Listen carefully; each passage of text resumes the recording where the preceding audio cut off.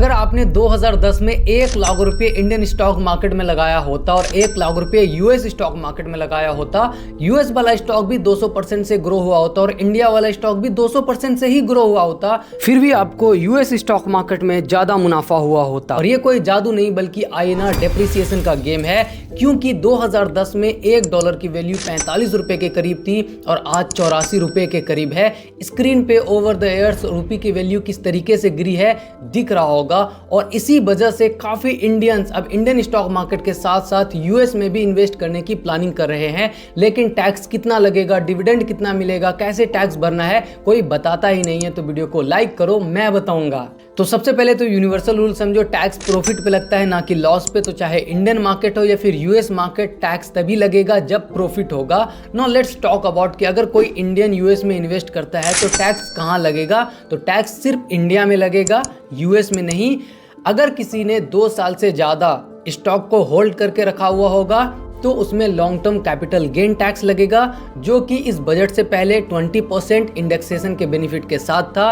Right now 12.5% कर दिया गया है, लेकिन इंडेक्सेशन को रिमूव कर दिया गया है। लेकिन अगर स्टॉक को 2 साल से पहले बेचा जाता है तो वो short term capital gain tax में आएगा, जो कि आपके स्लैब रेट के हिसाब से लगेगा। स्क्रीन पे आपको पुराना यानी कि ओल्ड रिजीम का टैक्स स्लैब दिख रहा होगा और न्यू टैक्स रिजीम का स्लैब दिख रहा होगा। एग्जाम्पल से समझते हैं। लेट से आपने किसी एक्स कंपनी का स्टॉक बाय किया होता टोटल $200 का 2020 में, अब वो टोटल $400 हो गया होता, मतलब $200 का प्रॉफिट। तो टैक्स इसी पे कैलकुलेट होगा, फिर आईएनआर में कन्वर्ट होके पे होगा। मीन्स लॉन्ग टर्म के हिसाब से 12.5% जो कि $25 होगा। नो, अब उसे आईएनआर में कन्वर्ट किया जाएगा और कन्वर्जन रेट रहेगा बेचने से पहले वाले महीने का लास्ट डेट। मतलब कि अगर आपने 5 अक्टूबर को बेचा है तो यूएसडी आईएनआर का जो रेट लिया जाएगा वो 30 सितंबर का लिया जाएगा। आई थिंक इतना क्लियर हुआ होगा। Now let's talk about loss. तो लॉस को आप सेट ऑफ कर सकते हैं। लेट्स सपोज आपको यूएस मार्केट में $100 का लॉस हुआ, जो कि करीब इंडिया में आईएनआर 8,500 रुपये का होता है, और इंडियन मार्केट में मान लो आपको 10,000 रुपये का प्रॉफिट हुआ। तो टोटल आपका जो प्रॉफिट होगा वो 10,000 में से 8,500 माइनस हो जाएगा, बनता है 1,500 रुपये। तो सेट ऑफ के बाद जो ये 1,500 बचा, यही आपका प्रॉफिट है। तो इसी पे टैक्स आपको पे करना होगा।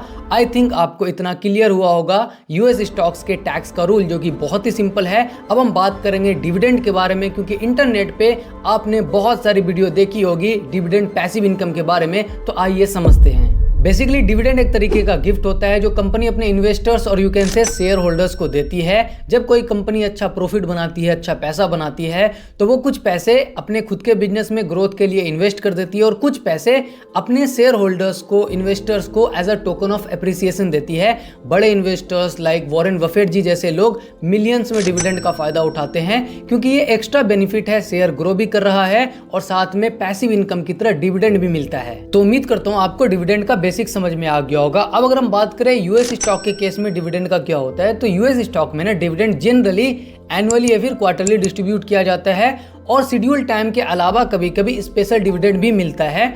तो इंडियन मार्केट में जो डिविडेंड मिलता है वो डायरेक्टली आपके बैंक अकाउंट में क्रेडिट हो जाता है, लेकिन यूएस स्टॉक मार्केट में वॉलेट में आता है, फिर आप उसको बैंक में विड्रॉ कर पाते हैं। तो लेट सपोज आपने 10 यूएस कंपनी में इन्वेस्ट किया है, उसमें से 4 आपको डिविडेंड देती है।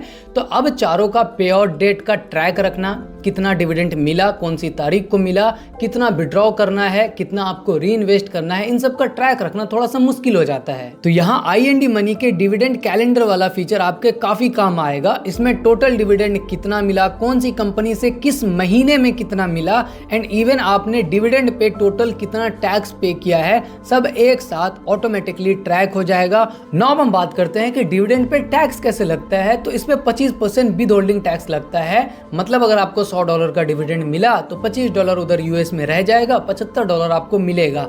अब क्योंकि ये एक तरीके का आपका प्रॉफिट है, तो इंडिया में भी आपको इस पे टैक्स पे करना होगा, एंड वो टैक्स आपके इनकम टैक्स के स्लैब के हिसाब से लगेगा। वेट, एक ही डिविडेंड पे दो जगह टैक्स, यूएस में भी इंडिया में भी?